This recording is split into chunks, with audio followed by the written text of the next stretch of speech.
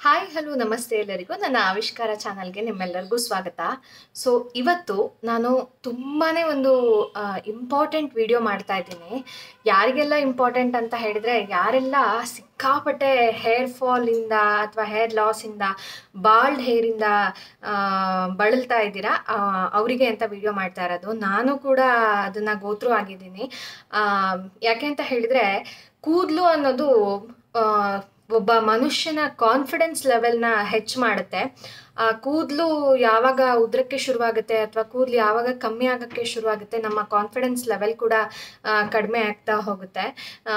ಹಾಗೆ ಬ್ಯೂಟಿ ಅನ್ನೋದು ಎಲ್ಲರಿಗೂ ಕೂಡ ತುಂಬಾ ಇಂಪಾರ್ಟೆಂಟ್ ಆಗಿರುತ್ತೆ. ಅದರಿಂದಾಗಿ ಸ್ಟ್ರೆಸ್ ಕೂಡ ಜಾಸ್ತಿ ಆಗ್ತಾ ಹೋಗುತ್ತೆ. ಸೊ ಹೀಗೆ ನ್ಯಾಚುರಲ್ ಆಗಿ ನಾವು ಹೇಗೆ ರೀಗ್ರೋತ್ ಮಾಡ್ಕೊಳ್ಬೋದು ನಮ್ಮ ಹೇರ್ನ, ಅದರಲ್ಲೂ ಕೂಡ ಆಫ್ಟರ್ ಡೆಲಿವರಿ ಅಂತೂ ಎಲ್ಲ ಹೆಣ್ಮಕ್ಳುಗಳು ಕೂಡ ನಾವು ಸಿಕ್ಕಾಪಟ್ಟೆ ಎಕ್ಸೆಸ್ ಹೇರ್ ಲಾಸ್ ಆಗಿರ್ಬೋದು ಅಥವಾ ಬಾಲ್ಡ್ ಹೇರ್ ಆಗಿರ್ಬೋದು, ಅದರಿಂದ ತುಂಬಾ ಬಳಲ್ತಾ ಇರ್ತೀವಿ. ನಾನು ಕೂಡ ತುಂಬಾ ಬೇಜಾರಲ್ಲಿದ್ದೆ. ಮತ್ತು ನನಗೆ ಹೊರಗಡೆ ಹೋದಾಗೆಲ್ಲ ಅಥವಾ ಯಾವುದೇ ವಿಡಿಯೋ ಹಾಕಿದಾಗಲೂ ನೀವು ನಾನು ಸುಳ್ಳು ಹೇಳ್ತಾ ಇದ್ದೀನಿ ಅಂತ ಅಂದ್ಕೊಂಡ್ರೆ, ನನ್ನ ಹಿಂದಿನ ವಿಡಿಯೋಗಳಲ್ಲಿ ನೋಡ್ಬೋದು ನನಗೆ ಎಷ್ಟು ಹೇರ್ ಲಾಸ್ ಆಗಿತ್ತು ಅಂತ ಹೇಳಿದ್ರೆ, ಹಿಂಗೆ ಈ ಥರ ನನಗೆ ಕಟ್ಟಿದ್ರೇನೆ, ಹಿಂಗೀಗ ಕ್ಲಿಪ್ ಹಾಕಿ ಕಟ್ಟಿದ್ರೇನೆ ಈ ರೀತಿ ಕಾಣ್ತಾ ಇತ್ತು, ಹಿಂಗೆ ಕಾಣ್ತಾ ಇತ್ತು. ಸೊ ಅಷ್ಟರ ಮಟ್ಟಿಗೆ ನನಗೆ ಹೇರ್ ಫಾಲ್ ಆಗಿತ್ತು ಆಫ್ಟರ್ ಡೆಲಿವರಿ ಅಂತೂ. ಬಟ್ ಇವಾಗ ನೀವು ನೋಡ್ತಾ ಇರ್ಬೋದು, ನನಗೆ ತುಂಬಾ ಚೆನ್ನಾಗಿ ಹೇರ್ ರೀಗ್ರೋತ್ ಕೂಡ ಆಗಿದೆ. ಆಮೇಲೆ ಬೌನ್ಸಿ ಹೇರ್ ಥರ ಬಂದಿದೆ. ಆಮೇಲೆ ಹೇರ್ ಕ್ವಾಲಿಟಿ ಕೂಡ ತುಂಬ ಚೆನ್ನಾಗಾಗಿದೆ. ಸೊ ನಾನು ಏನೇನೆಲ್ಲ ರೆಮಿಡೀಸ್ ಮಾಡಿದೆ, ಮನೆಯಲ್ಲೇ ಕುತ್ಕೊಂಡು ನೀವು ಆರಾಮಾಗಿ ಇದನ್ನು ಕಂಟಿನ್ಯೂಸ್ ಆಗಿ ಮಾಡಬೇಕು ಅಷ್ಟೇ ಇರೋದು. ಯಾವುದೇ ರೆಮಿಡಿ ಆದರೂ ಕೂಡ ನೀವು ಅದನ್ನು ಕಂಟಿನ್ಯೂಸ್ ಆಗಿ ಮಾಡಿದರೆ ಮಾತ್ರ ರಿಸಲ್ಟ್ ಸಿಗುತ್ತೆ. ಸೊ ಹೀಗಾಗಿ ನಾನು ಏನೆಲ್ಲ ಮಾಡಿದೆ ಅನ್ನೋದನ್ನು ನಿಮಗೆ ತೋರಿಸ್ತಾ ಹೋಗ್ತೀನಿ. ಸೊ ನೀವು ಕೂಡ ಇದನ್ನು ಮಾಡಿ. ಮೊದಲನೇ ಒಂದು ನೀವು ಹೇರ್ ವಾಶಲ್ಲಿನೇ ರಿಸಲ್ಟ್ನ ನೀವು ಕಂಡ್ಕೊಳ್ಬೋದು. ಸೊ ಈ ಒಂದು ರೆಮಿಡಿಗೆ, ಹೋಮ್ ರೆಮಿಡಿಗೆ ಬೇಕಾಗಿರುವಂಥದ್ದು ಕೇವಲ ಎರಡೇ ಐಟಮ್ಸು. ಅದು ಕೂಡ ತುಂಬಾ ಪವರ್ಫುಲ್ ಅದು ಹೇರ್ಗೆ. ಬಟ್ ನಾವು ಅದನ್ನು ಯೂಸ್ ಮಾಡ್ತಾ ಇರಲ್ಲ. ಯಾಕೆ ಅಂತ ಹೇಳಿದ್ರೆ, ಅದು ವಾಶ್ ಮಾಡಲಿಕ್ಕೆ ತುಂಬಾ ಕಷ್ಟ ಆಗುತ್ತೆ ಅಂತ ಹೇಳಿಬಿಟ್ಟು ನಾವು ಆ ಒಂದು ಇಂಗ್ರೀಡಿಯೆಂಟ್ನ ಯೂಸ್ ಮಾಡ್ತಾ ಇರಲ್ಲ ಹೆಚ್ಚಾಗಿ. ಅದೇನೇ ಮೆಥಿದಾನ. ಹೌದು, ಮೆಂತ್ಯ ಎಷ್ಟರ ಮಟ್ಟಿಗೆ ನಮ್ಮ ಒಂದು ಕೂದಲಿಗೆ ಹೊಳಪನ್ನು ಕೊಡುತ್ತೆ ಅಂತ ಹೇಳಿದ್ರೆ ನೀವು ಇಮ್ಯಾಜಿನ್ ಕೂಡ ಮಾಡ್ಲಿಕ್ಕಾಗಲ್ಲ, ಅದರಲ್ಲಿ ಎಷ್ಟರ ಮಟ್ಟಿಗೆ ಐರನ್ ಕಂಟೆಂಟ್ಸ್ ಇರುತ್ತೆ ಅಂತ. ಸೊ ಹೀಗಾಗಿ ನಾನು ಕೂಡ ಮೆಂತ್ಯದಿಂದ ನನ್ನ ಹೇರ್ನ ರೀಗ್ರೋತ್ ಮಾಡ್ಕೊಳ್ತಾ ಇದ್ದೀನಿ, ಇನ್ನೂ ಕೂಡ ಮಾಡ್ಕೊಳ್ತಾ ಇದ್ದೀನಿ. ಬಟ್ ಆದರೆ ನಾನು ಕಂಟಿನ್ಯೂಸ್ ಆಗಿ 1.5 ಮಂತು ಈ ಒಂದು ಹೋಮ್ ರೆಮಿಡಿನ ಮಾಡಿ ನನಗೆ ಬೆಸ್ಟ್ ರಿಸಲ್ಟ್ ಬಂದಿದ್ದಕ್ಕೋಸ್ಕರ ನಾನು ಈ ವಿಡಿಯೋ ನಿಮ್ಮೆಲ್ಲರ ಜೊತೆ ಹಂಚ್ಕೊಳ್ಬೇಕು ಅಂತ ಹಂಚ್ಕೊಳ್ತಾ ಇದ್ದೀನಿ. ಕ್ವಿಕ್ಕಾಗಿ ಏನೆಲ್ಲ ಬೇಕು, ಹೇಗೆ ಮಾಡೋದು ಅನ್ನೋದನ್ನು ನೋಡಬೇಡ ಬನ್ನಿ. ಸೊ ಮೊದಲಿಗೆ ಓವರ್ ನೈಟು ನೀವು 5ರಿಂದ 6 ಸ್ಪೂನ್ ಆಗುವಷ್ಟು ಒಂದು ಮೆಂತ್ಯನ ಓವರ್ ನೈಟ್ ನೀವು ಸೋಕ್ ಮಾಡಿ ಇಡಬೇಕು, ಅಂದರೆ ನೆನೆಸಿಡಬೇಕು. ಸೊ ಅದು ಫುಲ್ಲು ಕಂಪ್ಲೀಟಾಗಿ ಹೇಗೆ ಅಂದರೆ ಅದರದ್ದು ಜೀವ ಎಲ್ಲ ಆ ನೀರಲ್ಲಿ ಬಿಟ್ಕೊಳ್ತಾ ಹೋಗುತ್ತೆ. ಸೊ ಆ ನೀರು ಬೇಕು ಮತ್ತು ಮೆಂತ್ಯ ಕೂಡ ಬೇಕು. ಸೊ ಓವರ್ ನೈಟ್ ಈಗ ನಾವು ಪೂರ್ತಿಯಾಗಿ ಕಂಪ್ಲೀಟಾಗಿ ಮೆಂತ್ಯನ ಸೋಕ್ ಮಾಡಿ ಇಟ್ಟಾಗಿದೆ. ಬೆಳಗ್ಗೆ ಎದ್ದ ತಕ್ಷಣ ಏನು ಮಾಡಬೇಕು ಅಂದರೆ, ಒಂದು ಕಡಾಯಿ ಇಟ್ಕೊಂಡು ಆ ಫುಲ್ಲು ನೀರನ್ನು ತೆಗಿಬೇಡಿ, ನೀರು ಇರಲಿ, ನೀರಿನ ಜೊತೆಗೆ ನಾವು ಮೆಂತ್ಯನ ಹಾಕಿ ಒಂದು 5 ನಿಮಿಷ ಚೆನ್ನಾಗಿ ಕುದಿಸ್ಬೇಕು. ಆ ಕುದಿ ಬರ್ತಾ ಇದ್ದಂಗೆ ಏನಾಗುತ್ತೆ ಅಂತ ಹೇಳಿದ್ರೆ, ಮೇಯ್ನಾಗಿ ಈ ಒಂದು ಮೆಂತ್ಯ ಶಾಂಪೂ ಆಗಿ ವರ್ಕ್ ಮಾಡುತ್ತೆ. ಸೊ ಹೀಗಾಗಿ ಫೋಮ್ ಬರೋಕ್ಕೆ ಶುರುವಾಗುತ್ತೆ, ಅದರಲ್ಲಿ ನೊರೆ ಬರಲಿಕ್ಕೆ ಶುರುವಾಗುತ್ತೆ. ಒಂದು 2-3 ಮಿನಿಟ್ಸ್ ಆಗ್ತಾ ಇದ್ದಂಗೆ ನೊರೆ ಬರಲಿಕ್ಕೆ ಶುರುವಾಗುತ್ತೆ. ಆವಾಗ ಒಂದು ಹ್ಯಾಂಡ್ ಬ್ಲೆಂಡರಲ್ಲಿ ಅಥವಾ ನಿಮ್ಮ ಸ್ಮ್ಯಾಶ್ ಮಾಡ್ತಿರಲ್ಲ ಆ ಒಂದು ಇದರಲ್ಲಿ ಸ್ಮ್ಯಾಶ್ ಮಾಡ್ತಾ ಹೋಗಿ ಕುದಿತಾ ಇರಬೇಕಾದ್ರೇ. ಯಾಕೆ ಅಂತ ಹೇಳಿದ್ರೆ, ಆ ಮೆಂತ್ಯದಲ್ಲಿರುವಂತಹ ರಸ ಎಲ್ಲದೂ ಕೂಡ ಬಿಟ್ಕೊಳ್ತಾ ಹೋಗಲಿ ಸ್ವಲ್ಪನಾದರೂ ಅಂತ ಹೇಳಿಬಿಟ್ಟು ನಾವು ಈ ಒಂದು ಸ್ಟೆಪ್ನ ಮಾಡಬೇಕು. ಸೊ ಚೆನ್ನಾಗಿ ನೀವು ಬ್ಲೆಂಡ್ ಮಾಡೋದು ಹೇಗಿರಬೇಕು ಅಂದರೆ, ಒಂದು 3-4 ಟೈಮ್ಸ್ ಮಾಡಿದರೆ ಸಾಕು. ಅಷ್ಟೊತ್ತಿಗಾಗಲೇ ನಿಮಗೆ ನೊರೆ ಬರೋದು ಗೊತ್ತಾಗುತ್ತೆ. ಅದಾದ ನಂತರ ಗ್ಯಾಸ್ನ ಆಫ್ ಮಾಡಿ ಅದನ್ನು ಆರಲಿಕ್ಕೆ ಬಿಡಿ. ಒಂದು 5 to 10 minutes ಬೇಕಾಗತ್ತೆ, 15 minutes ಬೇಕಾಗತ್ತೆ. ಸೊ ಅದಾದ ನಂತರ ಏನು ಮಾಡಬೇಕು ಅಂತ ಹೇಳಿದರೆ, ಆ ನೀರನ್ನು ಸಪ್ರೇಟ್ ಮಾಡಬೇಕು ಮತ್ತು ಮೆಂತ್ಯನ ಸಪ್ರೇಟ್ ಮಾಡಬೇಕು. ಸೊ ನೀರನ್ನು ಸಪ್ರೇಟ್ ಮಾಡಿ ಏನು ಮಾಡಬೇಕು ಅಂತ ಹೇಳಿದ್ರೆ, ಸೆಕೆಂಡ್ ಇಂಗ್ರೀಡಿಯೆಂಟ್, ಪವರ್ಫುಲ್ ಇಂಗ್ರೀಡಿಯೆಂಟ್, ಅದು ಕೂಡ ವಿಟಮಿನ್ ಇ ಆಯಿಲ್. ಅದು ನಿಮಗೆ ಯಾವುದೇ ಮೆಡಿಕಲ್ ಶಾಪಲ್ಲೂ ಕೂಡ ಸಿಗುತ್ತೆ, ಅವೈಲಬಲ್ ಇರುತ್ತೆ. It's a capsule. ಅದು ಆ ಕ್ಯಾಪ್ಸ್ಯೂಲ್ನ ಏನು ಮಾಡಬೇಕು ಅಂದರೆ, ಕಟ್ ಮಾಡಿದರೆ ಅದ್ರ ಒಳಗಡೆ ಆಯಿಲ್ ಇರುತ್ತೆ. ಆ ಆಯಿಲ್ನ ನೀವು ಈ ಒಂದು ಮೆಂತ್ಯ ರಸ ಇರುತ್ತಲ್ಲ, ಆ ರಸಕ್ಕೆ ಹಾಕಿ ಒಂದು ಪಂಪಲ್ಲಿ ಸ್ಟೋರ್ ಮಾಡಿ ಇಡ್ಬೋದು. ಬಾಟಲಲ್ಲಾಗಿರ್ಬೋದು ಅಥವಾ ಸ್ಪ್ರೇ ಬಾಟಲಲ್ಲಿ ಸ್ಟೋರ್ ಮಾಡಿ ಇಡಿ. ಇದನ್ನು ಒಂದು 2 weeks ತನಕ ಮಾತ್ರ ಆಗುವಷ್ಟು ಮಾಡ್ಕೊಳ್ಳಿ. ಯಾಕೆಂದರೆ ತುಂಬ ದಿನ ಮಾಡ್ಕೊಂಡ್ವಿ ಅಂತ ಅಂದರೆ ಅದರದ್ದು ಸತ್ವ ಹೋಗ್ಬಿಡುತ್ತೆ.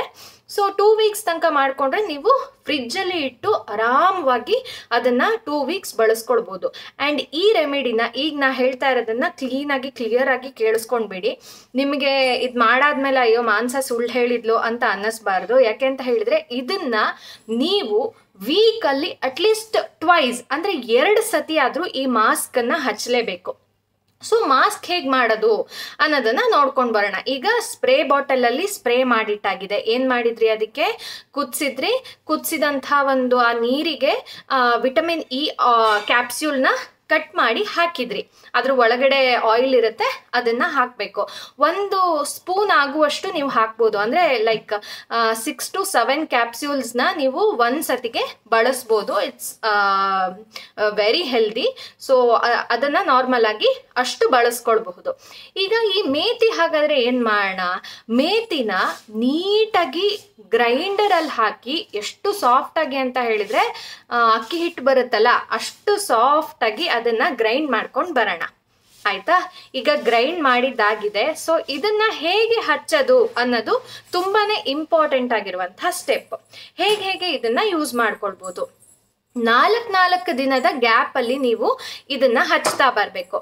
ಹೇಗೆ ಅಂತ ಹೇಳಿದರೆ, ಈಗ ಭಾನುವಾರ ಸಂಡೇ ಹಚ್ಚಿದ್ರಿ ಅಂತ ಹೇಳಿದರೆ, Monday, Tuesday, Wednesday, Thursday, so ಮತ್ತೆ ಫ್ರೈಡೇ ನೀವು ಅದನ್ನ ಹಚ್ಚಬೇಕು. ಹೀಗೆ ವೀಕಲ್ಲಿ 2 ದಿನನಾದ್ರೂ ನೀವು ಏನ್ ಮಾಡಬೇಕು, ಈ ಮಾಸ್ಕ್ ಅನ್ನ ಹಚ್ಚಬೇಕು. ಮಾಸ್ಕ್ ಹೇಗೆ ಹಚ್ಚಬೇಕು ಅಂತ ಹೇಳಿದ್ರೆ, ಗಂಡು ಮಕ್ಕಳಿಗಂತೂ ತುಂಬಾ ಶಾರ್ಟ್ ಹೇರ್ ಇರುತ್ತೆ, ಇಡೀ ತಲೆಗೂ ಇಡೀ ಕೂದಲಿಗೂ ಬುರುಡೆಗೂ ಹಚ್ಕೊಳ್ಬೋದು. ಆದ್ರೆ ಹೆಣ್ಮಕ್ಳಿಗೆ ಇದನ್ನ ವಾಶ್ ಮಾಡೋದಕ್ಕೆ ತುಂಬಾ ಪ್ರಾಬ್ಲಮ್ ಆಗುತ್ತೆ. ಆಮೇಲೆ ಇನ್ನೂ ಕೆಲವೊಂದ್ಸತಿ ನನ್ನ ತರ ಎಕ್ಸ್ಪೀರಿಯನ್ಸ್ ಆಗಿರುತ್ತೆ. ಯಾಕೆಂತ ಹೇಳಿದ್ರೆ, ನಾನು ಮೊದಲು ಮೇಥಿ ಯೂಸ್ ಮಾಡ್ತಾ ಇದ್ದೆ. ಯಾಕೆ ಅದನ್ನ ಸ್ಟಾಪ್ ಮಾಡಿದ್ದೆ ಅಂತ ಹೇಳಿದ್ರೆ, ಅದು ಯೂಸ್ ಮಾಡಿದ್ಮೇಲೆ ಹಚ್ಚಿದ್ಮೇಲೆ ನನಗೆ ತೊಳೆಯೋದು ತುಂಬಾ ಪ್ರಾಬ್ಲಮ್ ಆಗಿ ಇನ್ನೂ ಅದ್ರ ಡಬಲ್ ಹೇರ್ ಫಾಲ್ ಆಗ್ತಾ ಇತ್ತು. ಸೊ ಹೀಗಾಗಿ ನಾನು ಅದನ್ನ ಕಂಪ್ಲೀಟ್ ಆಗಿ ಸ್ಟಾಪ್ ಮಾಡಿದ್ದೆ. ಬಟ್ ನನಗೆ ಅದರ ಯೂಸ್ ಮತ್ತೆ ಅದನ್ನ ಕ್ಲಿಯರ್ ಆಗಿ ಹೇಗೆ ವಾಶ್ ಮಾಡಬೇಕು ಅನ್ನೋದು ಗೊತ್ತಾದ ನಂತರ ನಾನು ಕಂಪ್ಲೀಟ್ ಆಗಿ ಅದನ್ನ ಮತ್ತೆ ಯೂಸ್ ಮಾಡಲಿಕ್ಕೆ ಶುರು ಮಾಡಿದ್ದೀನಿ. ನಾನು ಅದನ್ನು ಕೂಡ ನಿಮ್ಮ ಜೊತೆ ಹಂಚ್ಕೊಳ್ತೀನಿ. ವಾಶ್ ಮಾಡೋದು ಕೂಡ ತುಂಬಾನೇ ಇಂಪಾರ್ಟೆಂಟ್ ಆಗಿದೆ ಈ ಒಂದು ಮೇಥಿ ಯೂಸ್ ಮಾಡ್ತಾ ಇರಬೇಕಾದ್ರೆ. ಸೊ ನಾವು ಆ ಒಂದು ಪೇಸ್ಟನ್ನು ನಿಮ್ಮ ಸ್ಕ್ಯಾಲ್ಪ್ಗಳಿಗೆ ನೀಟಾಗಿ ಹಚ್ಕೊಳ್ಬೇಕು. ಎಲ್ಲ ಕಡೆಗೂ ಕೂದಲಿಗೆ ಹಚ್ಕೊಳ್ಳಿ. ಹೆಣ್ಮಕ್ಳು ಬರೀ ಬುರುಡೆಗೆ ಮಾತ್ರ ಹಚ್ಕೊಂಡ್ರು ಸಾಕು. ನಿಮಗೆ ತುಂಬ ಒಂಥರ ಶೈನಿ ಹೇರ್ ಬೇಕಂದರೆ ಎಷ್ಟು ಲೆಂತ್ ಇದೆ ಕೂದಲು ಅಲ್ಲಿ ತನಕನೂ ಕೂಡ ಹಚ್ಕೊಳ್ಬೋದು. ಇದನ್ನು ಕೂಡ 2 weeks ತನಕ ನೀವು ಸ್ಟೋರ್ ಮಾಡಿ ಇಡೋಷ್ಟು ಮಾಡಿಕೊಂಡ್ರೆ ಆರಾಮಾಗಿ 4 ಸತಿ ಹಚ್ಚಲಿಕ್ಕೆ ಬರುತ್ತೆ. ಸೊ ಇದೆಲ್ಲ ಹಚ್ಚಿ ಆಯಿತು. ಸ್ಪ್ರೇ ಯಾವಾಗ ಮಾಡ್ಕೊಳ್ಳೋದು ಅಂತ ಹೇಳಿದರೆ, ಸ್ಪ್ರೇನ ನೀವು ಡೈಲಿ ಒಂದು ನೈಟ್ ಸಿರಮ್ ಥರ ಯೂಸ್ ಮಾಡಬಹುದು. ಯಾಕೆ ಅಂತ ಹೇಳಿದರೆ, ಈ ಆಯಿಲ್ ಹೇಗೆ ಅಂತ ಹೇಳಿದರೆ, ಈ ಮೇಥಿ ಲಿಕ್ವಿಡ್ ಜೊತೆಗೆ ಮಿಕ್ಸ್ ಆಗಿರೋದ್ರಿಂದ ಆಯಿಲ್ ನಿಮಗೆ ನೈಟ್ ಒಂದು ಸ್ಪ್ರೇ ಮಾಡಿಕೊಂಡು ಕ್ಲೀನಾಗಿ ಹೇರ್ನ ನೀವು ಸ್ಕಲ್ಪ್ ತನಕ ಮಸಾಜ್ ಮಾಡಿಕೊಂಡು ಮಲ್ಕೊಂಡ್ರೆ ಬೆಳಗ್ಗೆ ಏಳೋ ಅಷ್ಟೊತ್ತಿಗೆ ನಿಮಗೆ ಅದು ಯಾವುದೇ ರೀತಿಯಲ್ಲಿ ಆಯಿಲ್ ಆಗಲಿ ಅಥವಾ ಸ್ಟಿಕ್ಕಿ ಹೇರ್ ಅಂತ ಅನಿಸಲ್ಲ. ವಾಶ್ ಮಾಡಬೇಕು ಅಂತಾನೆ ಇಲ್ಲ. ಸೊ ಹೀಗಾಗಿ ನೀವು ಇದನ್ನು ಕೂಡ ಡೈಲಿ ಯೂಸ್ ಮಾಡ್ಬೋದು ಈ ಒಂದು ಸಿರಮ್ನ. ಅದಿಲ್ಲ ಅಂತ ಹೇಳಿದ್ರೆ 2-3 ಟೈಮ್ಸು ಇದನ್ನು ಕೂಡ ಯೂಸ್ ಮಾಡ್ಬೋದು. ಆದರೆ ವೀಕಲ್ಲಿ ಮಾಸ್ಕ್ ಮಾತ್ರ ಟ್ವೈಸ್ ನೀವು ಹಾಕಲೇಬೇಕು. ಈಗ ಮಾಸ್ಕ್ ಎಲ್ಲ ಹಾಕೊಂಡಾಗಿದೆ, ಹಾಗಾದರೆ ತೊಳೆಯೋ ಸ್ಟೆಪ್ ಏನಪ್ಪ ಅಂತ ಹೇಳಿದ್ರೆ, ನಾನು ಮೊದಲೇ ಹೇಳ್ದಂಗೆ ಮೇಥಿ ಅನ್ನೋದು ಒಂದು ಶಾಂಪು ಥರ ಯೂಸ್ ಆಗುತ್ತೆ. ಸೊ ಹೀಗಾಗಿ ಅದನ್ನ ಹೌದು, ನನ್ನ ಮಗ ಮಧ್ಯದಲ್ಲಿ ಮಾತಾಡ್ತಾ ಇದ್ದಾನೆ. ಸೊ ಅದನ್ನ ಫಸ್ಟಿಗೆನೆ ಅಂದ್ರೆ ನಿಮ್ಮ ಕೈಯಲ್ಲೇನೆ ವಾಶ್ ಮಾಡ್ಕೊಳ್ಬೇಕು. ಅಂದ್ರೆ ಶಾಂಪು ಗಿಂಪು ಯಾವುದು ಹಚ್ಕೊಳ್ಬಾರ್ದು. ಫಸ್ಟಿಗೆನೆ ಏನ್ ಮಾಡ್ಬೇಕು ಅಂತ ಹೇಳಿದ್ರೆ ಆ ಮೇಥಿ ಹಚ್ಚಿರೋದನ್ನ ಮಾತ್ರ ನೀಟಾಗಿ ನೀವು ತೊಳ್ಕೊಳ್ಬೇಕು. ಇನ್ನೊಂದೇನಂದ್ರೆ ನೀವು 20 to 40 minutes ತನಕ ಮಾತ್ರ ಬಿಟ್ರೆ ಸಾಕು. ಆಮೇಲೆ ಅದು ಡ್ರೈ ಆಗ್ಬಾರ್ದು ಅಂತ ಇದ್ರೆ ನೀವು ಹೇರ್ ಕ್ಯಾಪ್ ಕೂಡ ಹಾಕೊಳ್ಬೇಕಾಗತ್ತೆ. ನೀಟಾಗಿ ಸ್ಕಾಲ್ಪ್ ತನಕ ಕೈಯಲ್ಲೇ ಮಸಾಜ್ ಮಾಡ್ತಾನೆ ನೀವು ಅದಷ್ಟು ಮೇಥಿ ಹೋಗೋ ತನಕ ಬರೀ ನೀರಲ್ಲಿ ಮಾತ್ರ ವಾಶ್ ಮಾಡಿ. ಯಾಕೆಂದ್ರೆ ಅದು ಶಾಂಪೂ ತರ ನಿಮ್ಗೆ ವರ್ಕ್ ಆಗುತ್ತೆ.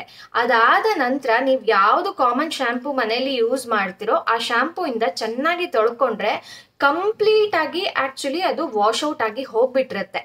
ಆಯ್ತಾ? ನಾವೇನ್ ಮಾಡ್ತಾ ಇದ್ವಿ ಅಂತ ಹೇಳಿದ್ರೆ ಕೊಡುವುದು ಅಥವಾ ಅದನ್ನ ಫಸ್ಟಿಗೆನೆ ಶಾಂಪೂ ಹಾಕಿ ತೊಳೆಯೋದು ಎಲ್ಲ ಮಾಡ್ತಾ ಇದ್ದೆ. ಸೊ ಹೀಗಾಗಿ ಅದು ಕಂಪ್ಲೀಟ್ ಆಗಿ ಹೋಗ್ತಾ ಇರ್ಲಿಲ್ಲ.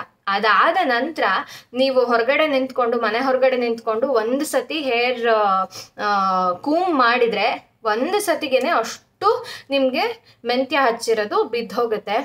ಎಷ್ಟು ಒಳ್ಳೆ ರಿಸಲ್ಟ್ ಕೊಡುತ್ತೆ ಅಂದ್ರೆ ಫಸ್ಟ್ ಹೇರ್ ವಾಶ್ ಅಲ್ಲಿನೇ ನಿಮ್ಗೆ ಹೇರ್ ಫಾಲ್ ರೆಡ್ಯೂಸ್ ಆಗಿರೋದು ಖಂಡಿತ ಕಾಣುತ್ತೆ. ಇನ್ನೊಂದೇನಂದ್ರೆ ಎಲ್ರೂ ಕೂಡ ನೆನ್ಪಿಟ್ಕೊಳ್ಬೇಕಿದು, ಒಬ್ಬ ಮನುಷ್ಯಂಗೆ ಪರ್ ಡೇ ಅಂದ್ರೆ ಒಂದು ದಿನದಲ್ಲಿ 75ರಿಂದ 100 ಕೂದಲುಗಳು ಉದುರೋದು ಕಾಮನ್. ಅದು ಪ್ರತಿಯೊಬ್ಬ ಮನುಷ್ಯಂಗೂ ಎಷ್ಟೇ ಹೆಲ್ದಿ ಹೇರ್ ಇದ್ರೂ ಕೂಡ, ಎಷ್ಟೇ ಹೆಲ್ದಿ ಆಗಿರುವಂತಹ ಕೂದಲಿದ್ರೂ ಕೂಡ, ಅವನ ದೇಹ ಎಷ್ಟೇ ಹೆಲ್ದಿ ಆಗಿದ್ರು ಕೂಡ, ಎಷ್ಟೇ ಒಳ್ಳೆ ಆಹಾರ ತಿಂತಾ ಇದ್ರು ಕೂಡ 75ರಿಂದ 100 ಕೂದಲುಗಳು ಉದುರೋದು ಪ್ರತಿ ಮನುಷ್ಯನಿಗೂ ಕಾಮನ್ ಇರುತ್ತೆ. ಹೀಗಾಗಿ ಅಯ್ಯೋ ಇದು ಮಾಡಿದ್ಮೇಲೆನೂ ನನಗೆ ಇಷ್ಟು ಹೇರ್ ಫಾಲ್ ಆಗ್ತಾ ಇದೆಯಲ್ಲ, ಒಂದೂ ಉದ್ರಲ್ಲ ಅಂತ ಹೇಳಿದ್ರು, ನೋ, ಹಾಗಾಗಲ್ಲ. ಯಾಕೆ ಅಂತ ಹೇಳಿದ್ರೆ ನಿಮ್ಗೆ ಹೊಸ ಹೇರ್ ಬೆಳಿಬೇಕು, ರೀಗ್ರೋತ್ ಆಗ್ಬೇಕು, ಈಗ ಇರುವಂತಹ ಹೇರ್ ಹೋಗಿ ಅಂತ ಹೇಳಿದ್ರೆ ಸೊ ಉಗುರು ಇದ್ದಂಗೆ. ಈಗ ಉಗುರು ನಾವು ಕಟ್ ಮಾಡ್ತೀವಿ ಮತ್ತದು ಬರುತ್ತೆ ಅಲ್ವಾ? ಸೊ ಅದೇ ರೀತಿ ಅಲ್ಲೂ ಕೂಡ ಹೇರಲ್ಲೂ ಕೂಡ ಹೋಗಿ ಮತ್ತೆ ಬರೋದು. ಅದಕ್ಕೋಸ್ಕರ ನಿಮ್ದು ಯಾವುದು ಅಂದ್ರೆ ಸ್ಟ್ರಾಂಗ್ ಇಲ್ಲದೆ ಇರುವಂತಹ ಕೂದಲಿರುತ್ತೆ ಅದನ್ನೆಲ್ಲ ಬೀಳಿಸ್ಬಿಟ್ಟು ಬೇರೆ ಕೂದಲು ಬರಲಿಕ್ಕೆ ಇದು ತುಂಬಾನೇ ಹೆಲ್ಪ್ ಮಾಡುತ್ತೆ. ಸೊ ನನಗಂತೂ ತುಂಬ ಚೆನ್ನಾಗಿ ವರ್ಕೌಟ್ ಆಗಿದೆ.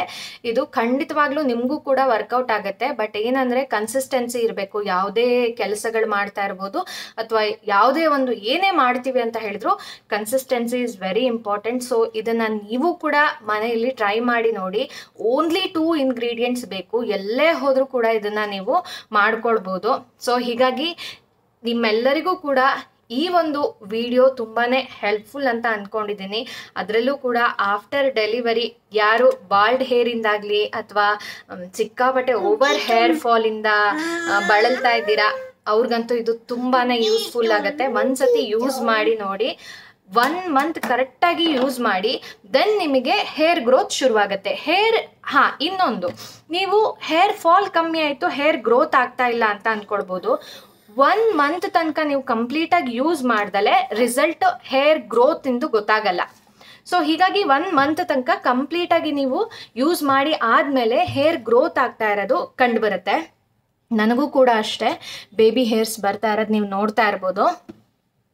ಸೊ ಇಲ್ಲೆಲ್ಲ ಬರ್ತಾ ಇದೆ ಬೇಬಿ ಹೇರ್ಸು. ನಾನು ಆಲ್ಮೋಸ್ಟ್ 1.5 ಮಂತ್ ಆಯಿತು ಇದನ್ನು ಯೂಸ್ ಮಾಡ್ತಾ. ಸೊ ನನಗಂತೂ ತುಂಬಾ ಒಳ್ಳೆ ರಿಸಲ್ಟ್ ಕೊಟ್ಟಿದೆ.